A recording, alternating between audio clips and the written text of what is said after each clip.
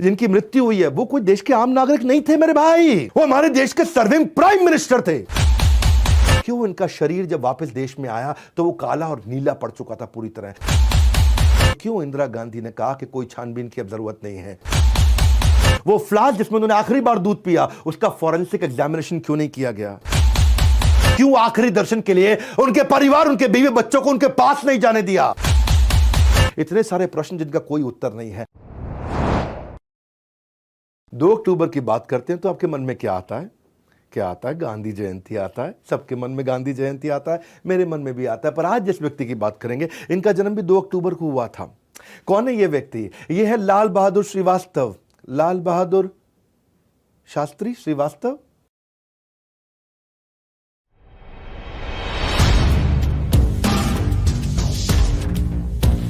जिनकी मृत्यु हुई है वो कोई देश के आम नागरिक नहीं थे मेरे भाई, वो हमारे देश के सर्विंग प्राइम मिनिस्टर थे। क्यों इनका शरीर जब वापस देश में आया तो वो काला और नीला पड़ चुका था पूरी तरह। क्यों इंदिरा गांधी ने कहा कि कोई छानबीन की अब जरूरत नहीं है। वो फ्लास्क जिसमें उन्होंने आखिरी बार दूध पिया उसका फॉरेंसिक एग्जामिनेशन क्यों नहीं किया गया। क्यों आखिरी दर्शन के लिए उनके परिवार, उनके बीवी बच्चों को उनके पास नहीं जाने दिया। इतने सारे प्रश्न जिनका कोई उत्तर नहीं है। 2 अक्टूबर की बात करते हैं तो आपके मन में क्या आता है? क्या आता है? गांधी जयंती आता है। सबके मन में गांधी जयंती आता है, मेरे मन में भी आता है। पर आज जिस व्यक्ति की बात करेंगे इनका जन्म भी 2 अक्टूबर को हुआ था। कौन है ये व्यक्ति? ये है लाल बहादुर श्रीवास्तव, लाल बहादुर शास्त्री श्रीवास्तव, श्रीवास्तव, हाँ श्रीवास्तव। 12 साल के जब ये थे इन्होंने अपना सरनेम श्रीवास्तव को त्याग दिया था, क्योंकि ये डीपली इंग्रेन था इनके मन में कि मैं कास्ट सिस्टम के अगेंस्ट रहना चाहता हूं। अगर एक भी आदमी को अनटचेबल हमारे देश में कहा गया तो भारत, पूरे के पूरे भारत को शर्म से अपना सर झुकाना पड़ेगा। ये छोटी हाइट के थे पर बड़ा टॉल स्ट्रेचर था इनका। ये लाल बहादुर शास्त्री, इनको शास्त्री टाइटल ग्रेजुएशन कंप्लीट होने के बाद ऐसे टाइटल दिया गया था जब इन्होंने ग्रेजुएशन कंप्लीट करी, क्योंकि ये बहुत जबरदस्त स्कॉलर थे। स्वतंत्रता के लिए भारत की बहुत मेहनत करी। लाल बहादुर शास्त्री की कुछ अद्भुत बातें आपको बताऊंगा। ये वीडियो आप खुद भी नहीं छोड़ पाओगे, मैं क्यों बोलूं, आप इसको मत छोड़ो। इन्होंने ग्रीन रेवोल्यूशन तो किया। श्रीवास्तव, हाँ श्रीवास्तव। 12 साल के जब ये थे इन्होंने अपना सरनेम श्रीवास्तव को त्याग दिया था, क्योंकि ये डीपली इंग्रेन था इनके मन में कि मैं कास्ट सिस्टम के अगेंस्ट रहना चाहता हूं। अगर एक भी आदमी को अनटचेबल हमारे देश में कहा गया तो भारत, पूरे के पूरे भारत को शर्म से अपना सर झुकाना पड़ेगा। ये छोटी हाइट के थे पर बड़ा टॉल स्ट्रेचर था इनका। ये लाल बहादुर शास्त्री, इनको शास्त्री टाइटल ग्रेजुएशन कंप्लीट होने के बाद ऐसे टाइटल दिया गया था जब इन्होंने ग्रेजुएशन कंप्लीट करी, क्योंकि ये बहुत जबरदस्त स्कॉलर थे। स्वतंत्रता के लिए भारत की बहुत मेहनत करी। लाल बहादुर शास्त्री की कुछ अद्भुत बातें आपको बताऊंगा। ये वीडियो आप खुद भी नहीं छोड़ पाओगे, मैं क्यों बोलूं, आप इसको मत छोड़ो। इन्होंने ग्रीन रेवोल्यूशन तो किया, हरित क्रांति पंजाब, हरियाणा, उत्तर प्रदेश में, वो सब तो किया ही किया।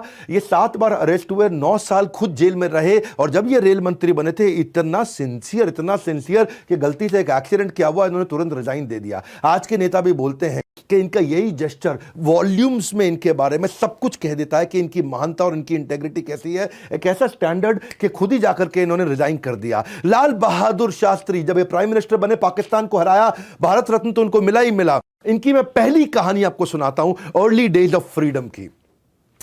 जिस समय अभी देश को स्वतंत्रता मिली नहीं थी, उस समय लाला लाजपत राय ने एक संस्था बनाई, सर्वेंट्स ऑफ इंडिया सोसाइटी।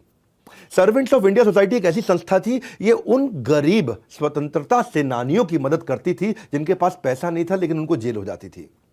यानी कि कुछ ऐसे हमारे फ्रीडम फाइटर थे, जब जिनको जेल में डाल देते थे तो उनका पीछे पूरे परिवार के पास उनकी आय, उनकी आमदनी सुरक्षित नहीं रहती थी। और ऐसे ही थे हमारे लाल बहादुर शास्त्री। जब इनको जेल भेज दिया गया तो इनकी पत्नी, इनके बच्चों के लिए घर में जीविका सुरक्षित नहीं थी, तो इनको भी 50 रुपया महीना कौन देता था? सर्वेंट्स ऑफ इंडिया सोसाइटी इनको 50 रुपये महीना देती थी। इसको लाला लाजपत राय ने बनाया था। 50 रुपये महीना इनके घर जाता था। तो एक दिन उन्होंने जेल से एक चिट्ठी लिखी अपनी पत्नी को, ललिता शास्त्री को। पूछा, ललिता क्या तुमको 50 रुपया हर महीना मिलता है? और अगर मिलता है तो क्या तुम उसमें घर चला पा रही हो? तो ललिता का तुरंत चिट्ठी से जवाब आया, बोलो एकदम महीने के महीने मुझको 50 रुपया मिल जाता है, और तो और मैं 40 रुपये में घर चला लेती हूँ, 10 रुपया बचा भी लेती हूँ। तो शास्त्री जी सोचे 10 रुपया बचा रही है, 40 रुपये में काम चल जाता है। शास्त्री जी मुस्कुराए, तुरंत सर्वेंट्स ऑफ इंडिया सोसाइटी को चिट्ठी लिख दी बोला मेरा काम 40 रुपए में चल रहा है, ये 10 रुपया घटा करके आप बाकी 10 रुपये किसी और ज़रूरतमंद को दे दीजिए। ये थे लाल बहादुर शास्त्री। ये इनकी एपिटोम ऑफ इंटेग्रिटी, इतने ईमानदार थे, इतने ईमानदार थे। जिस समय जेल में थे ना, ये अंग्रेज़ उस समय शासक थे हमारे देश में, इनको पता चला कि इनकी बेटी बहुत बीमार है, इतनी बीमार है कि हो सकता है वो शरीर ना छोड़ दे। इन्होंने चिट्ठी लिख के रिक्वेस्ट किया कि भाई मुझको अपना घर जाने दीजिए, मैं बच्ची से मिलके आना चाहता हूं, मैं जेल वापस लौट आऊंगा। तो इनको पैरोल पे 21, इन्होंने 15 दिन की छुट्टी मांगी, इनको 21 दिन की छुट्टी दे दी। क्योंकि जेलर इतना इनसे इंप्रेस था ना, ये विनम्र बहुत थे। मैंने बताया ना कॉपीराइट है इनके पास में विनम्रता का। ये कहानियां हर बच्चे को, हर परिवार में, हर जगह दिखा देना भैया। हाँ, इनको 21 दिन की छुट्टी मिली, ये जेल से घर गए। जैसे ही जाकर के बेटी को गले लगाया, बेटी के पास बैठे, थोड़ा मुस्कुराई बेटी इनको देख करके, और उसके बाद बेटी ने शरीर छोड़ दिया। उसी दिन शरीर छोड़ दिया। ये तुरंत गए, उनके लास्ट राइट्स जिसको बोलते हैं, उनका अंतिम संस्कार अपनी बेटी का किया। आंसू बहाए, सब बहुत दुखी थे क्योंकि बेटी से मिलने के लिए इनको छुट्टी दी। अब बेटी का तो देहांत ही हो गया। तो घर लौटते हुए अपनी पत्नी को रास्ते में बोले कि अब मैं जेल वापस जा रहा हूँ। तो पत्नी ने बोला 21 दिन के लिए आए हो, कुछ दिन तो हमारे साथ रह लो आप। बोला नहीं, मुझे अंग्रेज सरकार ने छुट्टी दी थी बेटी के लिए, अब बेटी ही नहीं रही तो वो छुट्टी लेना मेरे लिए गलत होगा। मुझे तो ईमानदार रहना है ना, मैं ईमानदारी से ही जीवन जीना चाहता हूँ। और ये वापस लौट गए। खूब उनके पड़ोसियों ने, रिश्तेदारों ने रोका, ये माने नहीं। ये वापस जेल लौट गए। और जब जेल गए तो वहाँ के जो जेलर थे उन्होंने खुद ही कहा कि आप 21 दिन रह सकते हैं, हमने आपको 21 दिन की छुट्टी दी है। पर उन्होंने कहा नहीं, मैं 21 दिन तो आपने मुझे बेटी के लिए छुट्टी दी है, जब बेटी का देहांत हो गया तो अब छुट्टी किस बात की। और इन सब बहुत जेलर, अंग्रेज, इनके सब लोग इनकी ईमानदारी से इतना इंप्रेस रहते थे। ये कहते थे स्वतंत्रता की रक्षा केवल सैनिकों का कार्य नहीं है, इसके लिए पूरे देश को मजबूत होना है। लिए थे लाल बहादुर शास्त्री। ये आगे चल के जब भारत हमारा आज़ाद हुआ, ये रेलवे मिनिस्टर बनाए गए पहले 1950 में। जब ये रेलवे मिनिस्टर बनाए गए, इनकी एक कहानी सुनाता हूं, लोली बट नॉट लोनली। ये मैंने कहानी को टाइटल दिया, बहुत सुंदर कहानी, आपको अच्छा लगेगा। लोली मतलब बिल्कुल लो रहते थे, बिल्कुल विनम्र, नीचे झुक के रहते थे, पर लोनली नहीं थे। हजारों लाखों लोग इनके, करोड़ों इनके साथ रहा करते थे। लाल बहादुर शास्त्री, ये जब इनकी स्पीच थी, ये मुगल राय रेलवे स्टेशन पे थी। ये मुगल राय जंक्शन है, आप जानते हैं मुगल राय जंक्शन जो था, ये वहीं के रहने वाले भी थे। तो उस स्पीच में जब ये स्टेज पे चढ़ने लगे तो उन्होंने देखा कि पूरी भीड़ के अंदर इनकी मां भी खड़ी थी। तो ये स्टेज पे चढ़े ही नहीं, ये पीछे से गए, अपनी माँ को बुलाया और स्टेज के पीछे ले गए और बोला, माँ कैसी हो, ठीक हो, तुम्हारे तो घुटने में दर्द है ना। माँ बोली हाँ। बोले अरे यहाँ मत रुकना। माँ बोली क्यों? अरे यहाँ पे मंत्री जी आने वाले। बोले कौन से मंत्री? वो रेल मिनिस्टर आने वाला है, आप निकल जाओ यहाँ से, भीड़ भाड़ हो जाएगी, कहीं चोट वोट लग जाएगी अपनो। तो माँ को लौटाया, वापस आए, स्टेज पे खूब स्पीच वीच दी, उतर के जाने लगे। तो पत्रकार ने देख लिया, उनको रोका, बोला आपकी माँ को आप पीछे ले गए, फिर माँ को लौटा दिया, फिर स्पीच देने आए, क्या हुआ? तो बोले मेरी माँ को ना अभी तक पता नहीं है कि मैं रेल मंत्री हूँ, तो मैं चाहता था कि वो चुपचाप चली जाए। उनको लगता है मैं रेलवे के अंदर एक छोटा सा सरकारी मुलाजिम हूँ, एक छोटी जूनियर नौकरी करता हूँ। बोला बता देना चाहिए था, वो कितना गर्वित महसूस करती, मेरा बेटा मिनिस्टर है। बोले वो ठीक है, लेकिन I didn't wanted my mother to get arrogant. मैं नहीं चाहती उनके अंदर अहंकार आ जाए। हाँ, क्योंकि हो सकता है मुझे वो कोई ना कोई काम रेकमेंड करे, किसी इंसान को रेकमेंड करे जिसको मैं बाद में मना नहीं कर पाऊंगा, और वो मेरे लिए बहुत तकलीफ हो जाएगी। ऐसे ज़बरदस्त व्यक्ति थे कि जब आगे चल करके होम मिनिस्टर बने 1960 के आसपास। 1960 में जब ये होम मिनिस्टर बने तो लाल बहादुर शास्त्री के जो बेटे थे वो वहीं स्कूल में दिल्ली में पढ़ा करते थे, और टांगा के अंदर, रिक्शा के अंदर स्कूल जाया करते थे। बहुत दूर स्कूल होता था इनका। तो एक बार उनके बेटे ने आकर के बोला, पिताजी आप तो हमारे देश के होम मिनिस्टर हैं। बोले हाँ। बोले आप होम मिनिस्टर हैं, हमको टांगे में जाना पड़ता है, आपकी सरकार के अंदर छोटे मोटे मिनिस्टर भी गाड़ियों में उनके बच्चे आते हैं, आपके यहाँ जो सेक्रेटरी है उसके बच्चे भी गाड़ियों में आते हैं, और हमको टांगे में जाना पड़ता है। ये क्या बात हुई? तो बिल्कुल गलत तरीका हुआ। जब वहां पे कोई जूनियर लोग भी अपनी गाड़ियों में भेज रहे हैं तो हमको भी तो गाड़ी में भेज सकते हैं, आपके पास तो गाड़ी है। तो तुरंत उन्होंने जवाब दिया, माई कार इज अहंकार। हाँ, ये सोचना कि वो मेरी गाड़ी है, माई कार इट इज अहंकार। अहंकार मतलब क्या हुआ कि भाई वो मेरी गाड़ी नहीं है, वो होम मिनिस्टर की गाड़ी है, मैं अलग हूं, होम मिनिस्टर अलग है, तुम मेरे पुत्र हो, तुम होम मिनिस्टर के पुत्र नहीं हो, तुम लाल बहादुर शास्त्री के पुत्र हो। Lal Bahadur Shastri was a man of integrity and competence. Indira Gandhi उनकी बहुत तारीफ करती थी कि हम्बल थे, टॉलरेंट थे, और इनके अंदर इनर स्ट्रेंथ इतनी थी, और आम आदमी से कनेक्ट कर पाते थे, क्योंकि वो मंत्री बनने के बाद, प्रधानमंत्री बनने के बाद भी आम आदमी थे। उनकी ना फीलिंग थी सर्विंग नॉट बीइंग सर्व्ड। वो सेवा करना चाहते थे, सेवा लेना नहीं चाहते थे। एक बार होम मिनिस्टर रहते वो कोलकाता की जब फ्लाइट पकड़ने के लिए निकले, वो इतना लेट हो रहे थे, इतना लेट हो रहे थे, उनको लगा फ्लाइट मिस हो जाएगी। और तब उनके साथ में दिल्ली के कमिश्नर ऑफ पुलिस भी साथ में ट्रैवल कर रहे थे। कमिश्नर ऑफ पुलिस बोले बहुत सिंपल है सर, मैं ये रश आवर है, ट्रैफिक का आपको दिक्कत हो जाएगी, मैं सायरन के साथ में आगे गाड़ी की पूरी कॉन्वॉय लगा देता हूं, वो करते आपको ले जाएगा, सारा ट्रैफिक रुकेगा और आप फट से एयरपोर्ट पहुंच जाएंगे, 10 मिनट में एयरपोर्ट पहुंचा देंगे, नहीं तो आपको 1 घंटा लग जाएगा। लाल बहादुर शास्त्री ने मना कर दिया। वो बोले मैं तो 10 मिनट में एयरपोर्ट पहुंच जाऊंगा, लेकिन कम से कम 10,000 लोग जो इस समय ऑफिस आवर्स में घर लौट रहे हैं उनका 1 घंटा खराब हो जाएगा, और 10,000 लोगों का 1 घंटा मतलब अपने 10 मिनट बचाने के लिए मैं लोगों के 10,000 घंटे खराब नहीं कर सकता। उनको वीआईपी मूवमेंट के सख्त खिलाफ थे, अपने आप को आम आदमी की तरह देखना चाहते थे। शास्त्री जी आगे चल के 2nd प्राइम मिनिस्टर बने हमारे देश के। जवाहरलाल नेहरू के बाद में 27 मई 1964 को उनका देश के दूसरे प्रधानमंत्री, ये लाल बहादुर शास्त्री की कहानी है, सुनिएगा आगे। 9 जून 1964 को उन्होंने गुलजारी लाल नंदा से, जिनके पास एक टेम्पोररी रिस्पॉन्सिबिलिटी थी, प्रधानमंत्री की पोजीशन रिसीव करी। प्रधानमंत्री बनने के बाद भी वो वैसे ही थे, epitome of morality, epitome of morality as a prime minister. 19 महीने तक प्राइम मिनिस्टर रहे। क्या हुआ, एक बार लाल किले के पास उनकी पत्नी और बच्चों के साथ में उनको एक पत्रकार ने देख लिया। अच्छा, पत्रकार क्या देखता है, डीटीसी की बस, जो दिल्ली ट्रांसपोर्ट कॉर्पोरेशन मतलब सरकारी बस, उससे उतर के अपना लाल किला जा रहे और वहां बच्चों को जो है ना चुस्की आइसक्रीम खिला रहे। तो पत्रकार उस दिन तो कुछ नहीं बोला, बाद में जब उनको मिला, बोला शास्त्री जी मैंने आपको सरकारी बस डीटीसी के अंदर देखा लाल किला जाते वक्त, और संडे का दिन था शायद, आज से 2 महीना पहले। बोला ठीक बात है, देखा आपने मुझको, हो सकता है। बोला आप कहाँ सरकारी बस में घूम रहे थे?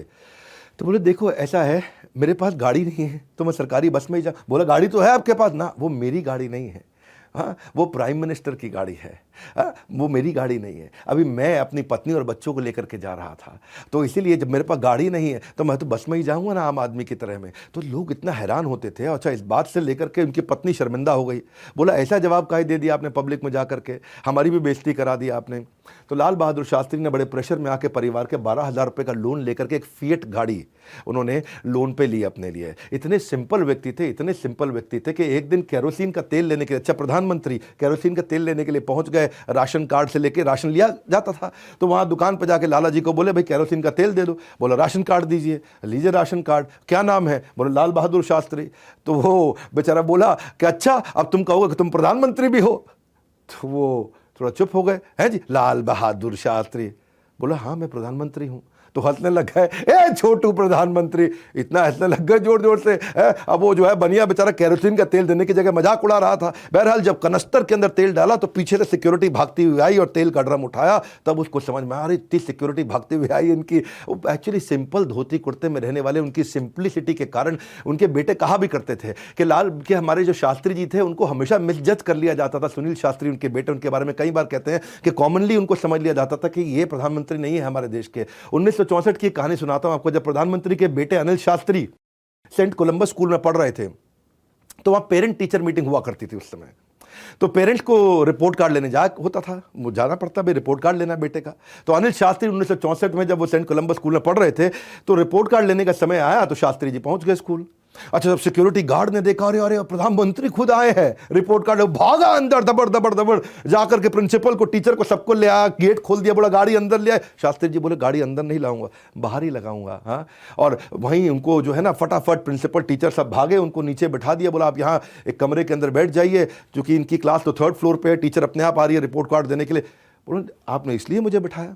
शास्त्री जी उठ गए, बोला नहीं नहीं मैं 3री मंजिल चढ़ के जाऊँ। बोलो कोई लिफ्ट नहीं है, चढ़ के जाऊँगा, क्या समस्या है? तो वो धीरे धीरे अपना शास्त्री जी चढ़ करके 3री मंजिल पर जब चढ़ के पहुँचे तो वहाँ उसकी क्लास के बाहर पहुँचे अपने बेटे की, और क्लास के बाहर पहुँचे तो वो बहुत लंबी लाइन लगी हुई। अच्छा, वो लाइन से आगे जब उनको लेके जाने लगे तो फिर आकर के लाइन के पीछे लग गए। बोले नहीं नहीं, लाइन से क्यों तुड़वा रहे हैं?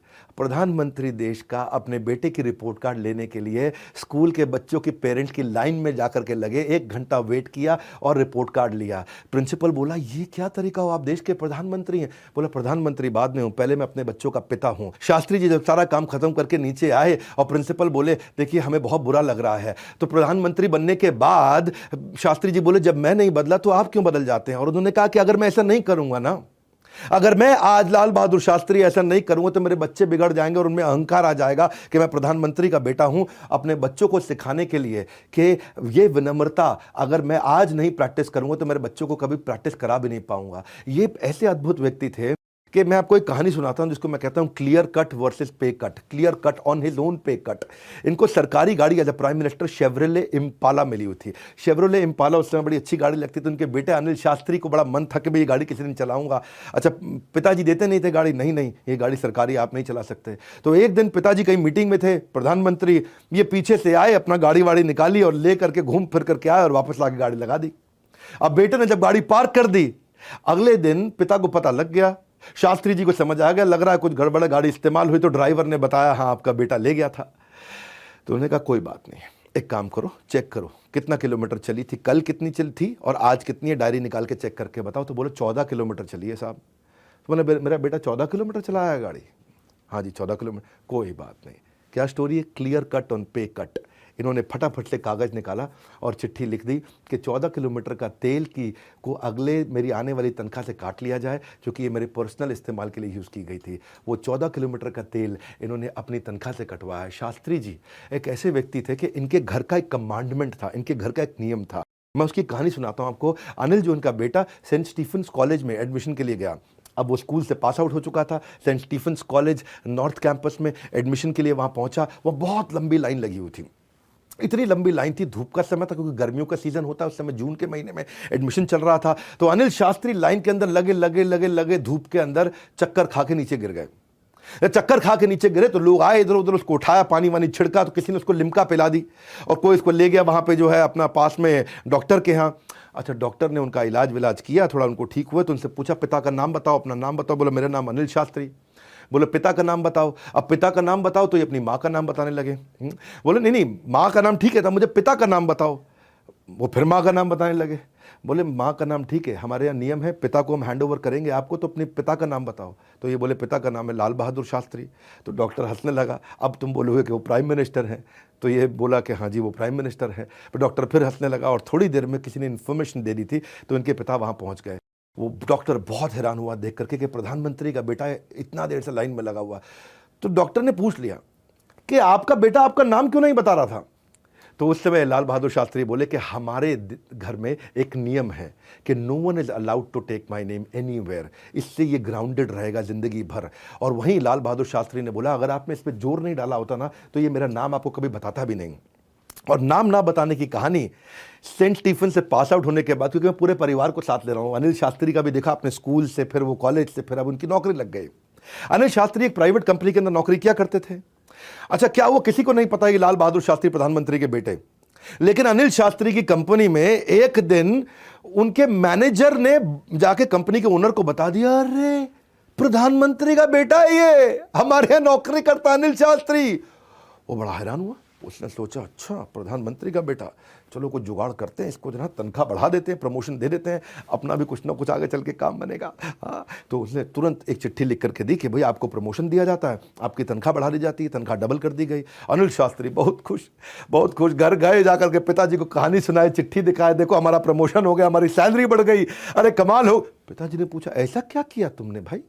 हाँ, जो प्रमोशन है वो अप्रैल के महीने में होता है, तुम्हारा नवंबर में काहे हो गया प्रमोशन? तो बोले ये तो मुझे मालूम नहीं है, बस हुआ है प्रमोशन, तनख्वाह नहीं। तुमने किया क्या ऐसा जो तुम्हारी तनख्वाह बढ़ गई? शास्त्री जी ने पूछा बेटे से। बेटा बोला कुछ तो देखा होगा ना मुझ में इसलिए दिया। शास्त्री जी बोले कोई बात नहीं। अगले दिन दफ्तर में गए, दफ्तर जाकर सुबह सुबह अपने प्रधानमंत्री कार्यालय से उसकी कंपनी के चेयरमैन को फोन लगा दिया, क्या भैया आपने हमारे बेटे को प्रमोशन क्यों दिया, उसकी तनख्वाह काहे बढ़ाई आपने?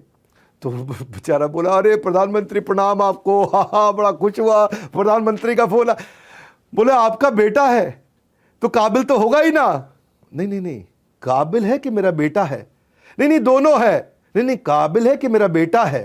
नहीं काबिल तो है, ये जैसे ही पता चला आपका बेटा है, मैं तनख्वाह बढ़ा दी। बोले शट अप, अभी उसकी तनख्वाह आधी करो और अभी उसका डिमोशन करो, वापस डालो उसको, नहीं तो मैं तुम्हारे खिलाफ कार्रवाई कर दूंगा। हाँ, वो बेचारा आदमी घबरा गया और फटाफट अनिल शास्त्री बेचारा उदास बहुत हुए कि यार मेरा बक्का अभी प्रमोशन हुआ, मुझको नीचे गिरा दिया। ऐसे थे लाल बहादुर शास्त्री जी। बोले overturn your decision with immediate effect, ऐसा करके इंस्ट्रक्शन दिया उन्होंने उनको एज ए प्राइम मिनिस्टर। लाल बहादुर शास्त्री अपनी पत्नी के साथ एक दफा भुवनेश्वर गए थे, जगन्नाथपुरी की तरफ भुवनेश्वर गए। He favours budget instead of favouring favours. मैं आपको कहानी सुनाता हूं क्या है। इनकी पत्नी को साड़ी खरीदने का मन था। वहाँ बहुत सुंदर साड़ी की एक फैक्ट्री थी जो कि उड़िया साड़ी बनती थी, ट्रेडिशनल, बहुत सुंदर साड़ी। ये फैक्ट्री में गए तो वहाँ लोगों को पता चला, अरे प्रधानमंत्री आए अपनी धर्मपत्नी के साथ में। फैक्ट्री का मालिक, पूरी टीम आगे पीछे आगे पीछे आगे पीछे आगे पीछे घूमने लगे। अरे प्रधानमंत्री आए, बोले हम आपको साड़ी दिखाने लगे। अब प्रधानमंत्री साहब ने, उनकी पत्नी ने 4 साड़ियाँ सेलेक्ट करी। तो 4 साड़ी सेलेक्ट करी, पूछा कितना पैसा? वो बोला अरे अरे अरे क्या बात करते हैं, आपसे थोड़ी पैसा लेंगे, इतनी सेवा आप देश की करते हैं, आप तो स्वतंत्रता सेनानी हैं, आपसे कैसे पैसा लेंगे, इतना अपराध कराएंगे आप प्रधानमंत्री। बोले आप कितना पैसा पूछ रहे हैं आपसे? नहीं नहीं नहीं, अरे आपसे कैसे, कितना पैसा आपसे पूछ रहे हैं, अरे आपसे क्या, समझ में नहीं आ रही है तो फिर हम चलते हैं, धन्यवाद। अरे रुकिए रुकिए रुकिए, वो 4 साड़ी का पैसा बताया। जब 4 साड़ी का पैसा बताया तो शास्त्री जी एकदम उनके पसीने छूटने लगे, तो बहुत महंगी साड़ी है। हाँ, तो उन्होंने अपनी पत्नी को समझाया, कोने में ले जाकर 3 साड़ियाँ वापस रखवाई और अपने बजट में 1 साड़ी आती थी, 1 साड़ी उठाई और निकल दी। इसको बोलते हैं फेवर्स द बजट। हाँ, instead of favouring the favours, वो किसी से फेवर नहीं लिया अपनी ज़िंदगी के अंदर।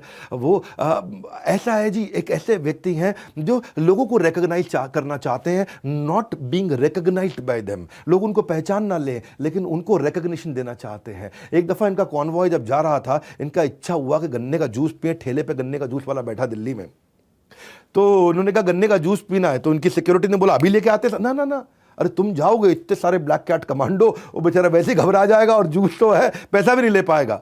बोले क्या किया जाए, तुम गाड़ियां दूर लगाओ, मैं पैदल जाता हूँ, धोती कुर्ते में, मैं इतना आराम से जाकर जूस पीऊंगा, पहचानेगा भी नहीं। काम भी छोटे थे शास्त्री जी, अपना आराम से धीरे धीरे चलते हुए गए ठेले पे जाके बोले भैया जूस।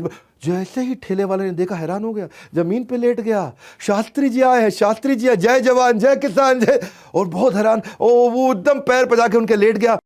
और शास्त्री जी जो है ना, बहुत उनको वो फील हुआ, उसने बड़े मन से सबको जूस पिलाया और सबका मतलब इतना प्रेम दिया उसने। ये थे शास्त्री जी हमारे। ये इंडिया यूनाइटेड विद शास्त्री व्रत।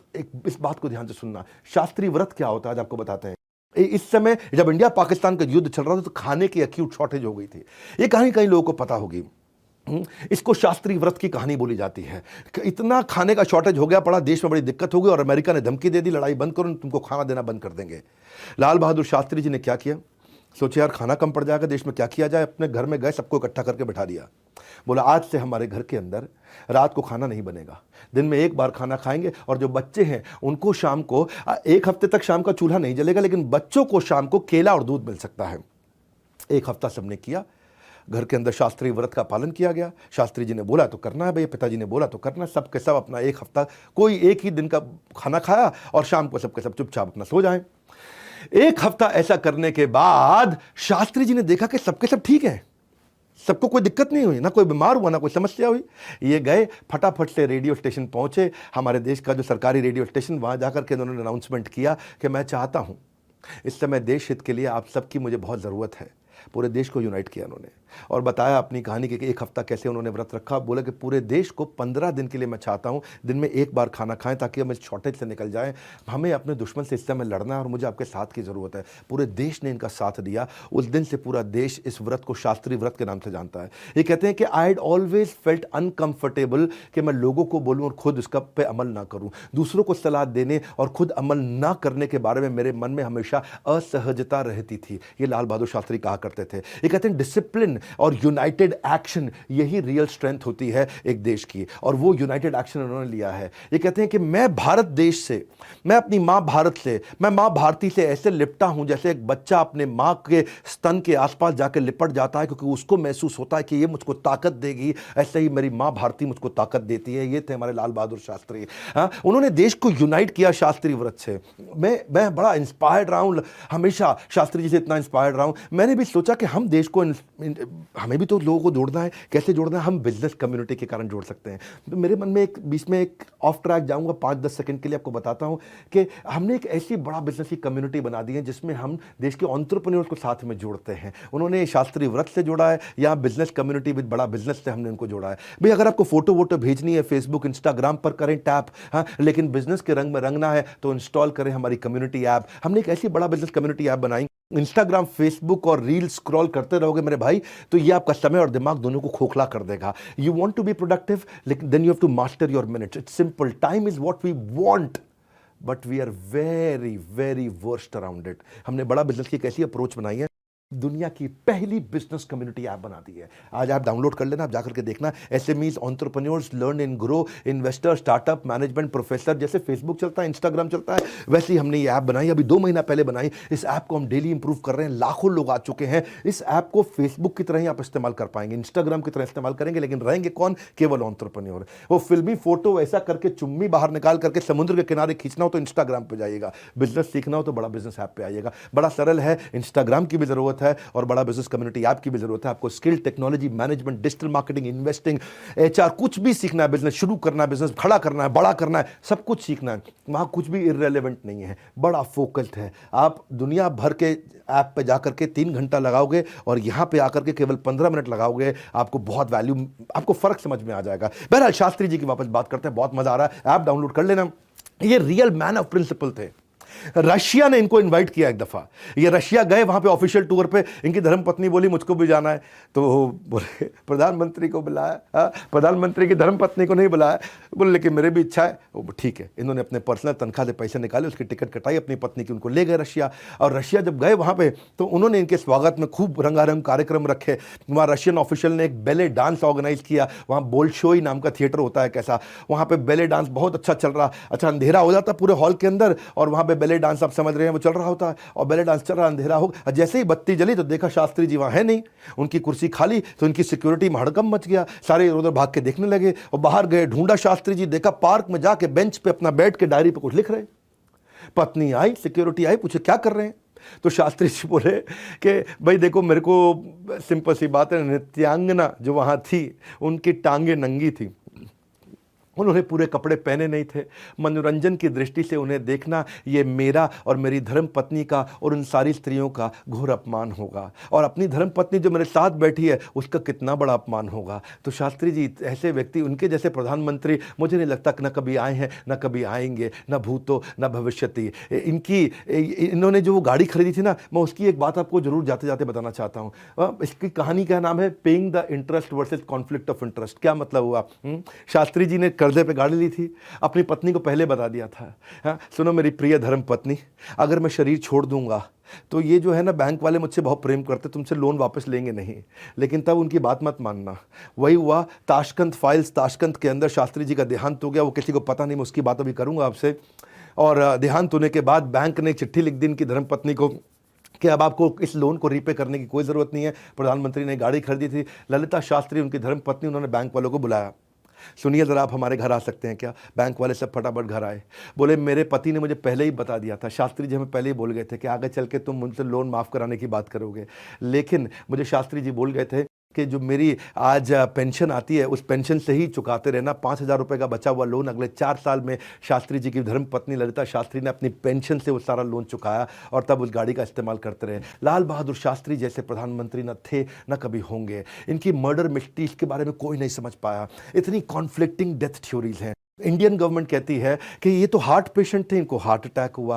फैमिली रिलेटिव्स कहते हैं नहीं, इनका मर्डर हुआ, इनको पॉइजन दिया गया ताशकंद के अंदर। मैं वो जगह पे गया हूँ ताशकंद में जहाँ पे इनका आज भी वो स्मारक है। वही 2 अक्टूबर को मैं उनके जन्म के दिन गया था, जिस दिन उनका जन्मदिन था। तो वहाँ फूल वूल हमने चढ़ाया, मैं खुद देख के आया वो जगह। लेकिन बाकी बहुत सारे व्यूज़ हैं। कुछ लोग कहते हैं रशियन इंटेलिजेंस KGB ने इनको मारा, कुछ कहते हैं अमेरिकन इंटेलिजेंस CIA ने इनको मारा। इतनी सारी कॉन्स्पिरेसी थ्योरीज हैं। कुछ कहते हैं ये इंडियन पॉलिटिकल कॉन्स्पिरेसी थी, किसी और को प्रधानमंत्री बनना था इसलिए उनको मरवा दिया गया। इतने सारे प्रश्न जिनका कोई उत्तर नहीं है। क्यों इनका शरीर जब वापस देश में आया तो वो काला और नीला पड़ चुका था पूरी तरह। हार्ट अटैक से तो शरीर काला नीला नहीं पड़ता है ना, इसका किसी के पास उत्तर नहीं है। इनका पोस्टमार्टम तक नहीं होने दिया गया। 10 जनवरी को जब इनके कमरे में इनका देहांत हुआ, उससे पहले इनके कमरे के अंदर बेल भी था और फोन भी था। प्रधानमंत्री के पास बेल होती है, वो घंटी बजाए उनका PA भाग के आता है। उनके पास फोन होता है, वो किसी को फोन करे रिस्पॉन्ड किया जाता है। पर जब 11 जनवरी को देखा तो उनके कमरे में ना तो उनके कमरे में बेल थी ना फोन था। और उनकी मृत्यु के समय में उनका फोन और उनकी घंटी कहां चली गई किसी को नहीं पता। हाँ, जिनकी मृत्यु हुई है वो कोई देश के आम नागरिक नहीं थे मेरे भाई,